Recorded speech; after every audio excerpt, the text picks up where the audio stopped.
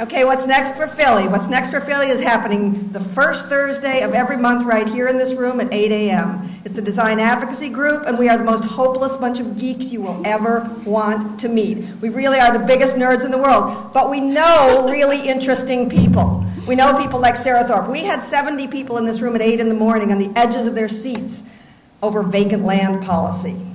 And we had about 50 or 60, I think, for stream and waterfront setbacks. Zoning made people salivate. They were so excited. Sara Thorp, the image of professionalism with the Philadelphia Water Department, but we all have to remember that we have different sides. Ooh. I used to be a pilot for 10 years, so I'm going to talk about flying and architecture. I've only been in the design community for 8 years, 10 years as a pilot, 8 years in design. This is heavy on flying. So here we go. This is how you learn how to fly. Basically, it's attitude indicators and horizon. It's very important because if you screw this up, that guy who's on the top that's flipped over is going to hit the people that are on the bottom, and then that's not so good. People might die then, or you might crash into the ground. So in flying, spatial awareness is very important, and I know that people in this room who study architecture know that. So this is, no kidding, an entrance exam for being a pilot in the military on the left. It's about counting blocks. Okay, architects do this, right? Like, I know that this building can't be built, but you guys can count the blocks if you're in this room and an architect or in any way spatially aware. Other things that architects study is all kinds of technical stuff, like, oh, buttresses. You know that the buttress holds up the building, et cetera, et cetera, et cetera. Same thing in flying. We have to have all this technical knowledge about thermodynamics. And again, this came from an actual kind of entrance exam for military aviation. Does anybody care if I swear? Because I kind of bleeped it out, but okay. So you have to memorize like a ton of shit in both of these professions. Tons. You memorize it, you spew it back at random times, anyone asks you, you're like, blah, blah, blah. You just like spew out, architect speak, or you spew out pilot speak. So it's a skill that I learned in flight school, and it has served me very well also in this career. So it takes just about as long to be a Navy or Marine Corps pilot as it does to be an architect. The Master's in Architecture at Penn is a 3-year program. Flight school is about 2 years if you're going to fly in aircraft carriers, or maybe a little less if you're a helicopter pilot. But in essence, it takes a really long time. And there's a reason for that, because people's lives depend on what you do.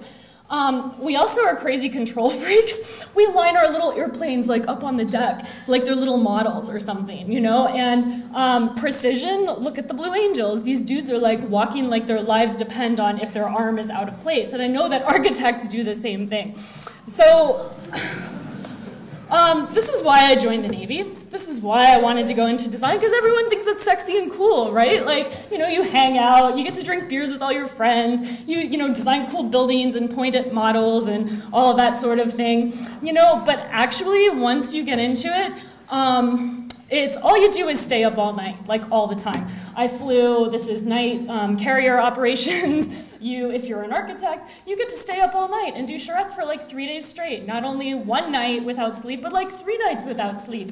And obviously we don't do that in flying because, again, you might kill people, and that's not good if you're flying and you haven't slept. So we love to haze people because, you know what? If we had to do it, then they have to do it. And it builds character, damn it. Like that's what makes you a good person, is if you can like get through your critique without crying, right? I mean, these poor girls, like I know they're on the verge of tears because I was there myself, and I mean, we've all been there. Seriously though, we actually do like to draw.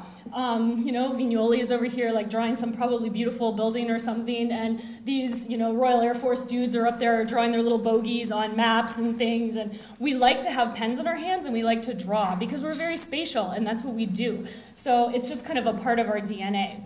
And so we like plans and maps. How many people in this room like plans and maps? Come on, we're looking at them nonstop. I'm always pulling out maps. I love maps. We don't even need maps. I have a map on my phone and I don't need a real map, but I actually like real maps because they're kind of cool and you can, pull them out and point to them.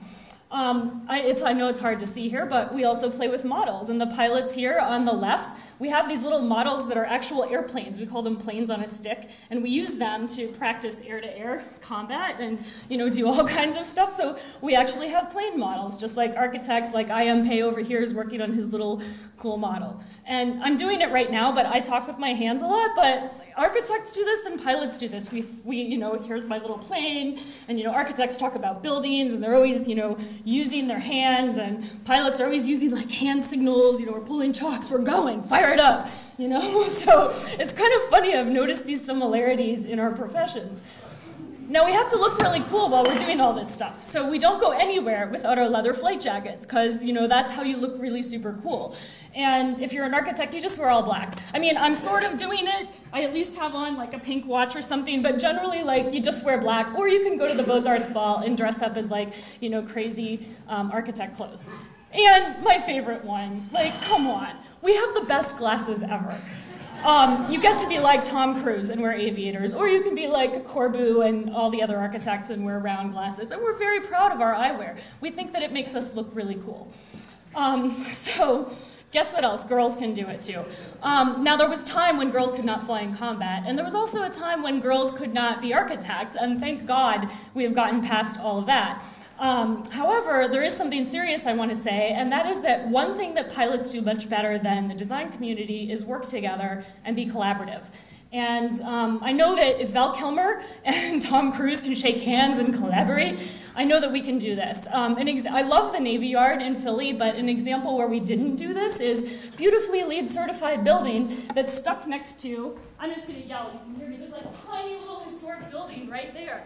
Like, who was thinking about that? We didn't do that very well. So seriously, the one thing I want to say is that collaboration is critical to the future of design in Philadelphia. And DAG does this. DAG brings together people who are from different professions, whether it be architecture, landscape, zoning, lawyers, everyone together into one room. And we need to get this right for the future. So let's work together.